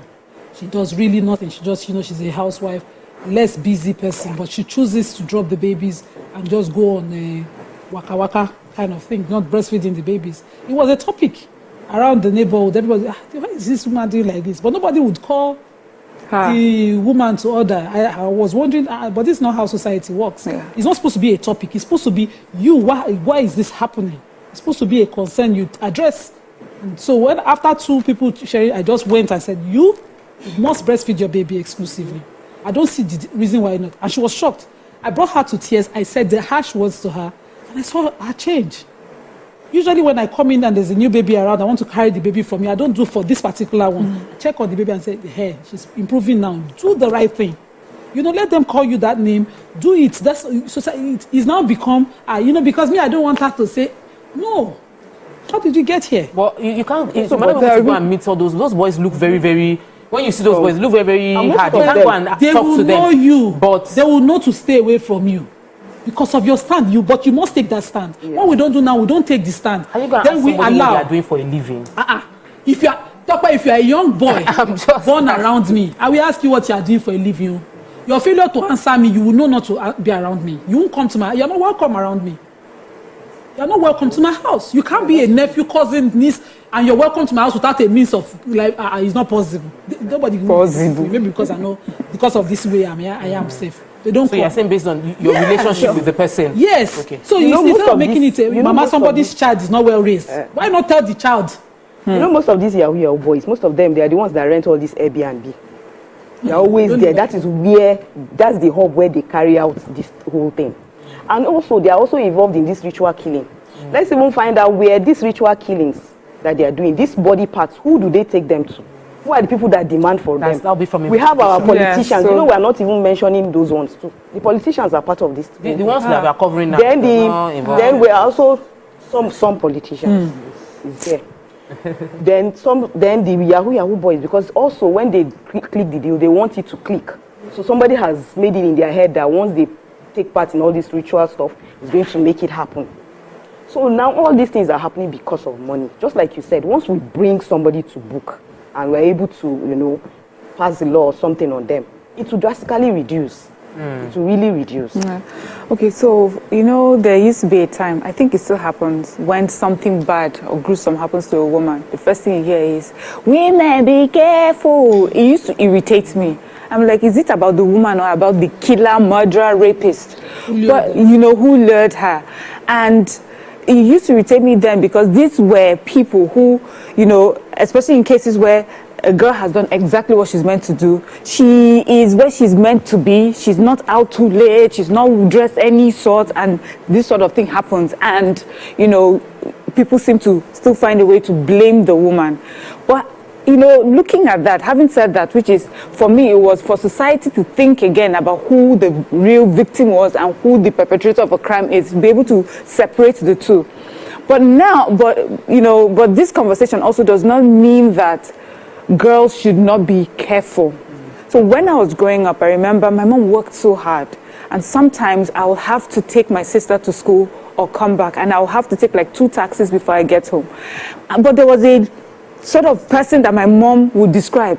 Don't enter any car. Don't enter a car with tinted whatever. Don't let anybody offer you lift. So I sort of knew these were the things, as a child in primary school, I'm not even talking secondary school, these were the things I had to you know, that were in my head. And when I see something that looks like it, I don't even wait to find out if the thing is bad or not. I just know that these are the markers that my mom has given me to protect myself. Now for young girls, this conversation is not the same as young girls, be careful because it's your fault. But also, like my mom did for me, I think we should also have some markers so that we can protect ourselves. You see these relationships where you get into with young boys who have wealth that you cannot explain, and you're just excited about being with a young boy with wealth that you cannot explain. It's a red flag. Be careful of such relationships. Don't get into intimate relationships with them. Don't even be friends with them, because how they make their money may be something that would involve having to use you for rituals. And I'm not only talking to girls, boys too. Don't be friends with boys that are like that, because there have been cases of young boys that have taken their friends to these places for sacrifices. So do not be impressed by someone who is showing you wealth and there's no way to show for how they have worked for that wealth. So it's not to just blame the victim here, it's that we also need to pay more attention to some things. Parents, a young man comes to your house, he has all this wealth, he's showering you with all these gifts because of your daughter. You don't know him from anywhere, you don't know how that child is making money, but you're excited and you're collecting it. That is also a red flag for you, you know. So these are the things that we need to remember and remind ourselves so that we protect ourselves from evil people like this. Thank you so much, Mariam. It is a good note for us to round off this segment. We would have our the things that she has said, the things that we've all said, can become talking points in families, in discussions, so that we can start educating ourselves and educating others to question what we don't know, question materialism, question greed. We'll be bringing in a celebrity guest onto the show. I would like to ask him the impact of Nollywood on this materialism ritual killing, because the first time I heard of ritual killing, it was in movies. I didn't even think it was real. Stay with us. We'll be right back.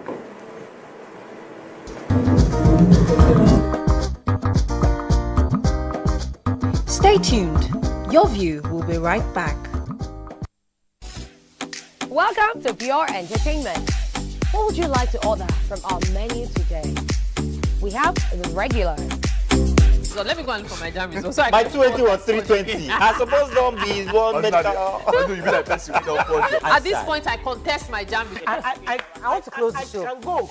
I can. That's all we can take. Ejeki, close the show, you for that. Ladies and gentlemen, number one, Unavailable by Davido featuring Musa Keys. We also have today's chef special. Yo, shine, shine, shine, shiny, yeah. Say recap done, and it's time for number one on the countdown. One of Nigeria's hottest artists right now. His name is Rema, and this one is called Charm. Kick it. Another.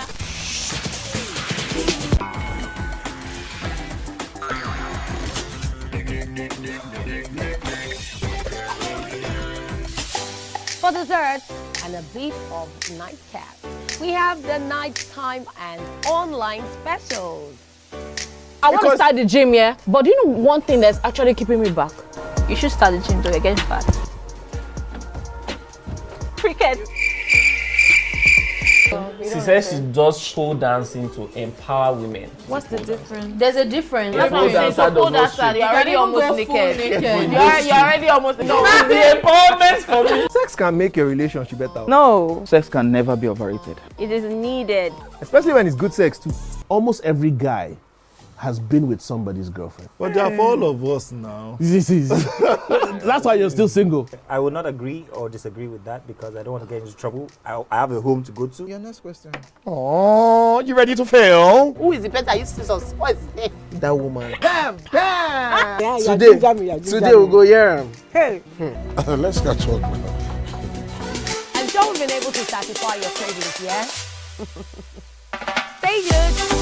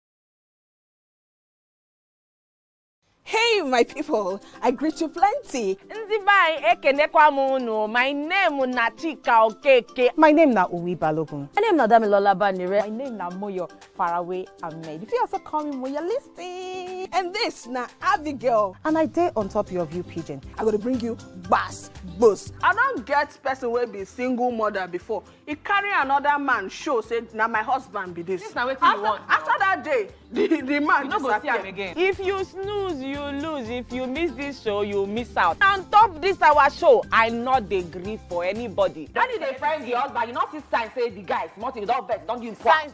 If they look for person, we go give them to you. Fact as it be. Men no dey ever get fault.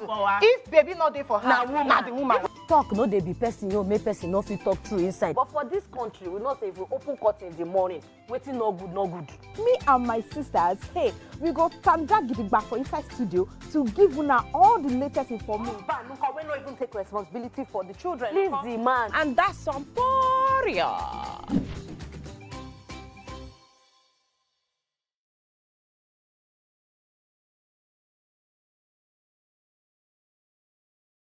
I'm Miriam Lunge. I'm a passionate environment advocate and a published author.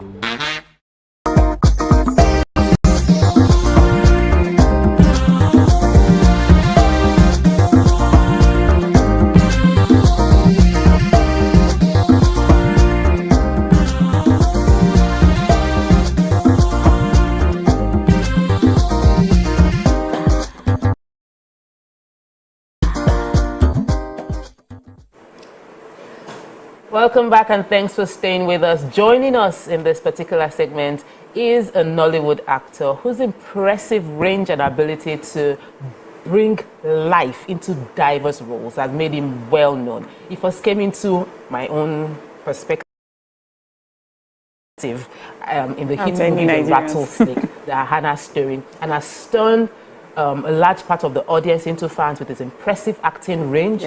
Welcome with us, Onyebuchi Franklin Odurukwe. Yay! We know him online as Buchi Franklin. He's joining the conversation, telling us about the new Nollywood. Tell us about the fact that you're always playing bad guy. Ah, wow. Very suspicious bad guy. But you can join the conversation and farm him the way we are going to be doing over the next few minutes. You can call us on the numbers on your screen right now, which is 0810-7641-679, or you could tweet to us. We'd love to hear from you. So, Guy. Wow.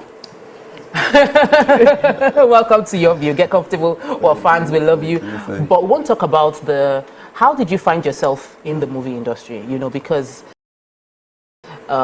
you're smart, look good, and we want to make money. And what we've heard about the Nigerian movie industry is like this money is not as fast as they expect it to be. Is it a passion? Is it a calling? Is it something you've always wanted to do? Studied in school? Or how did you find yourself in our movie industry? Thank you for that. I mean, like you said, you started the answer for me because I say it's a calling. Yeah, because I tell people this is my means of evangelism. Ooh. You know, so yeah, this is what I'm meant to do. And I started really early from church. I was the youngest kid in the men's drama fellowship. Okay. You know, so imagine playing an elder in an Anglican church. You know, you have like men in their 50s, and I was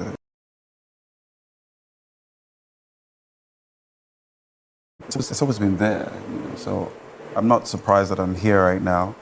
I have to say this. I am a big fan of you guys. Oh, thank you. I love watching. Yeah. Thank you. So yeah, that's it. Let me just farm you. So wait, are you really from Liberia or Ghana? He's Nigerian. I am Nigerian. Hey. Hi. When you don't watch movies and the name called the cast Buchi and the way he spelled, I said no, the guy is Ghanaian. No, so I had to change the name because at the time when I started, we had Buchi the comedian, Buchi the gospel artist. Okay. So I needed to, identify. So I really also I'm trying to remember the YouTube videos I saw you at Lovable.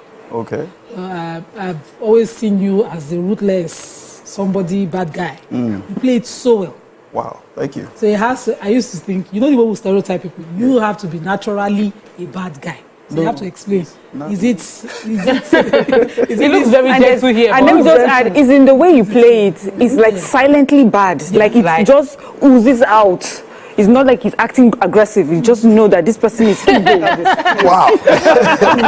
I mean, so you see, the thing is, before you get any character, they send you a character Bible. You know, so I go through it and I understand what this character entails. I don't get to do too many projects. I'm not on every flick that comes out, so I take my time, you know, and I feel like that's why, by the grace of God, I get cast for, you know, these roles that I play. But my dear, I am the sweetest person ever. Oh, if you did say so yourself. Who can we ask to confirm that? Is there somebody that can help us confirm it? Like a young lady somewhere?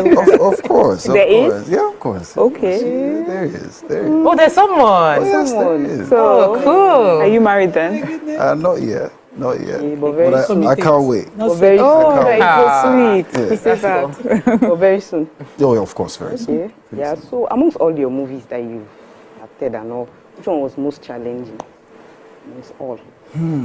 So I did a project with the Kemi Adetiba, Kemanaka. She is a phenomenal woman and director.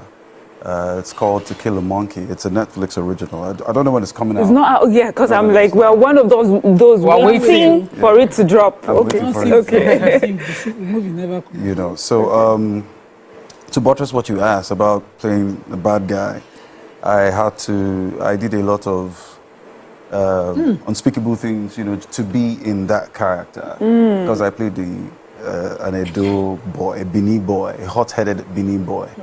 You know, and I've never been, the longest I've been in Benin is 24 hours when I went to push a film for Trino Productions, the owners of The Weekend that I just shot. So I told a friend of mine to help me out with, because in Benin, the sand, it's red. Yes. You know, it's muddy. Like, so I wanted, so I wanted the soil and pure water, just to be able to connect with, you know, the Edo people. I needed pure water from Edo, from Benin, not Edo, Benin. You know, because I've never been there. You know, and I don't. The only friend I have that is Benin, he's quite polished. You know, so Sabi, he's not street. You know, so I had to do my own research. You know, I had to go online. I watched a couple of videos. I was watching comedians from Benin. How they sound. You know, and most importantly, I had to ask my Heavenly Father for access. You know, and I got it. So yes, I was. We should be. You know, the character. Do you feel you're always like? Do you feel like you've had more roles in being the hard guy and the bad guy? I mean, evidently yes. You know, because Rattlesnake, Nze was a hothead. Far From Home, Brother Government, like Ishaya would say. Government was a, you know. Do you choose those roles or they make you take those roles? I will wake up on a Sunday and choose him. There's something that comes. Well, I'd say that my the people that hire me understand that I take my job seriously. You know, I have a film in the cinema right now. It's called The Weekend. And I have to say this about the production company that hired me to do this film, Trino Productions. I've done a couple of films with them. There's one on Netflix. It's called The One for Sarah. And in that film, I wasn't a bad guy. You know? Oh, you have to. You have to. It's a beautiful piece. And so the one I have in the cinema right now, which is called The Weekend, is a story about a dysfunctional family that are cannibals. Wow. You know, so I'm not a bad guy per se, but I'm a bad guy. Oh, let's go for the clip. I'd like us to watch the trailer of that particular movie. Maybe we should end this. It's very obvious you're hiding something. Trust me, yeah? Yeah, people you or anyone should not know. Look here, my parents, Mrs. Amicha Chazeta, and the old one is Chief Medical Chazeta.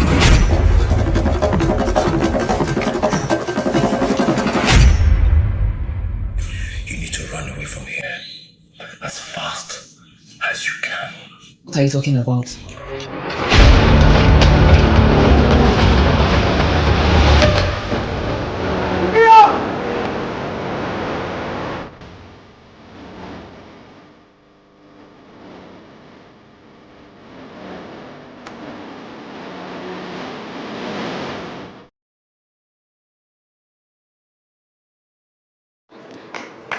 All right, that was beautiful. Mariam had a question. Well, first, to the trailer that we've just seen, I give a lot of kudos to our actors. You do an amazing job, but I'm looking at directing, just production in general. A lot of things have improved. Looking at that trailer, I just want to get to watch it. I already feel the suspense, So well done to that production. Thank you. But I would like to know, like personally, going into acting, I know you talked about how you started as a young child, but was there ever a time you doubted yourself or felt discouraged or thought maybe this was not the path for you? Because many times we hear conversations of how people get into acting and some people just tend to excel and excel in a lot of money that comes to them, and then some people it seems like it's building. How was there ever a time you felt that maybe this wasn't for me, and how did you handle that, if you did? I mean, like every other industry, there are woes, I did, when I started, it wasn't quite palatable, I won't lie. But I stayed in it because, like I said, this is a calling for me, so it's beyond my circumference or the traction that that comes with being an actor. Yes, there were hurdles. Yes, I went for auditions and I didn't get picked, and because I didn't live in Lagos at the time. I moved from Abuja to Lagos. I was doing radio in Abuja, and my best friend at the time, Dr. Inya Lawal, said to me, "Bro, you got to come to Lagos. Stop what you're doing. You studied theater arts, so why you not applying that?" Yeah. So I jumped on a plane with 1,150 naira in my account. Yeah, and I showed up in Lagos, and I came for a reality TV show that I got picked. We flew to Ghana. I came back to Lagos. I was supposed to go to the States for a month and 2 weeks, but I got denied my visa, so I stayed back in Lagos, and she calls me up, "Listen, I know you're down. Your plan was to go to Hollywood and do, Hollywood things." Yeah, but AY has an audition. He's doing a sitcom. This was 2012. So just go for it. I was like, "Listen, I'm out. I don't have money. I don't have the time. Please don't disturb me." She said, "Just go for it, bro." And I go for it, and the rest is history. I'm doing season 2 with AY, and myself and AY, we just did a film. It's called The Waiter. It's coming out in December. It's a beautiful piece. I'm not gonna lie. AY, Ayo Makun outdid himself. The story, it's that film that will put us, on the map. Yeah, because it's a beautiful one. It's a beautiful one. There's something I see in the industry where, we have veterans, and then we have, some actors who are made to be in the shadows. I felt that way when I watched Merry Men 3. Right. It felt like, taking Jim Ike out was, opening the door for you to then come in. Have you ever felt in such a way in any of this, in your career? Yeah. I mean, I'm a spiritual person, so if a project doesn't come to me, it's God's will. You get what I mean? Being in Merry Men 3, I didn't see it happening. I didn't, I'm not going to lie. And I got a call from the producer, Darlington, and Darlington was like, "Yo, we need you on Merry Men 3. I'm like, "Okay." I didn't do 1, I didn't do 2. 3 isn't a bad number. And I jumped on it. I didn't even know Jim Ike was on it because I haven't seen it. So if it does happen to you, you do part 1 or you're in a sequel and they kick you out. It's not because you're bad. It's not because, it's just divine. There are other projects that are going to come that will stand the test of time. Do you get what I mean? So it's not a problem. As a matter of fact, I look forward to mishaps like that because it gives me the opportunity to challenge my Heavenly Father and say, oh, okay, I missed out on this. And to my earthly knowledge, this is meant to be the project. But what God has in store for me is way bigger. So you mentioned let's go into a little bit. Let's go into be private. Okay. Let's ask you something. Private. Oh, yeah. Okay, let me cover up now. What did you study in school? Let's get to know you. Also, what was your first movie? My first movie. My first movie is Bambitious. Seriously? I think it's on YouTube. Bambitious. That was a romantic drama, I think. I had dreadlocks at the time. You know, Belinda Effa, Daniel K. Daniel, Lady Ebele Okaro. Since you started with some big names. Oh, yeah. Like you were very favored in this journey. Did you hustle a lot before getting... I wouldn't say I hustled because, you know... You explained the radio thing. I did... I started with AY. Yeah. You know, the sitcom AY's Crib. I don't know if you guys remember. Yeah. It was quite big at the time. So after doing that, the writer on AY's Crib introduced me to a director. Oh, okay. You know, so that's how I got on that film, and the rest is history. Yeah, the rest but is you know, history. there's something I noticed. You talk about God a lot. Oh, yeah. Usually, you think celebs and all these Nollywood people are just balling. You don't need God, but you seem to mention Him a lot. I know you mentioned Anglican Church, but usually we don't see people. Yes, it's Pentecostals. If you had said Redeem or one of those, you know. So, could you tell us about your journey, your spiritual journey? Is this something you'd like to share? I mean, of course. I give kudos to my mother for setting a foundation for me, you know, and it's not been easy, but you just need to have the consciousness of Jesus in what you do. It's beyond your denomination. You know, you can go to church every day and still, because I heard you guys talking about ritual and all whatnot. Some of these kids go to church. Yes. They pay fat tithes, and the pastor's not going to say no to that. Do you get what I mean? So it's just having the consciousness of Christ in you, and that's my journey. That's my personal journey with God. Being conscious of what I'm doing, being kind to the next person, you know, and basically just being conscious. So you know the difference between right and wrong. You know, I'm not saying I'm perfect, but it's an everyday tussle. Yeah. Sorry, so you mentioned the theater. Oh, I studied theater. You mentioned it earlier University of Abuja. before you asked the question. Yeah, University of Abuja. I wanted to. You're not on social media like the way celebrities are on social media. Like you're not everywhere. We don't see you shutting down the clubs or doing all of that. You're not peppering us with your muscles and all of that. And you also mentioned that you don't just act in any movie. And yet you're the same person that said you came to Lagos without much. So I'm wondering, at what point did the trust fund kick in? Because if you were comfortable enough not to pick some stories because you did not like the story, it didn't mean you have just had money. Standards. Or how did you survive in that process of selecting what you wanted to do? I get what you're trying to say. So this is my advice to you, if you're listening, right? Ijebu Gari is very cheap. So you go drink them.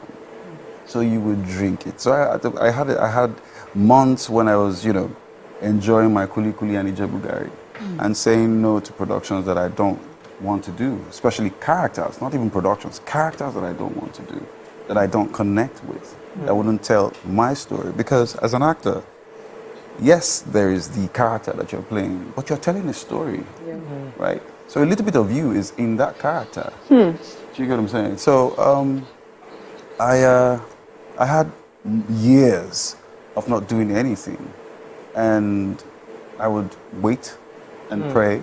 And I'd like to say thank you to my big sis, Nenna, for accommodating me at the time, because, you know, she was more than an angel, you know. So there are times, there are hard times. There are hard times, and you must see that.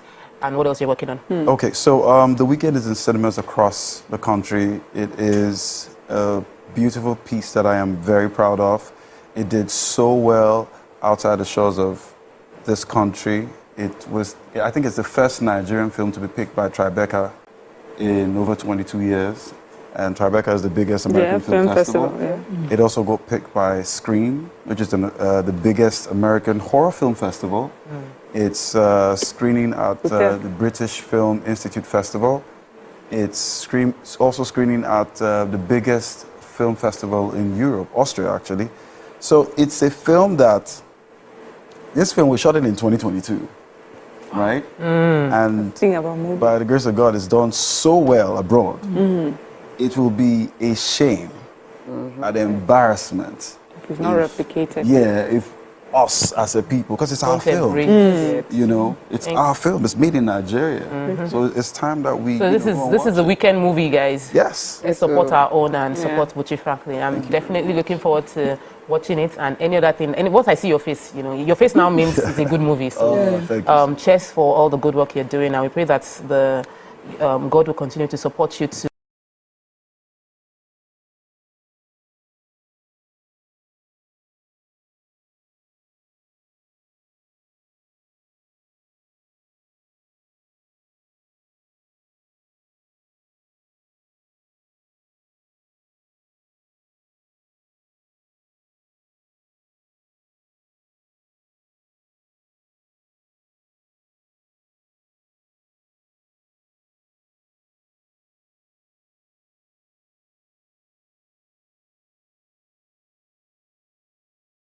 To tell this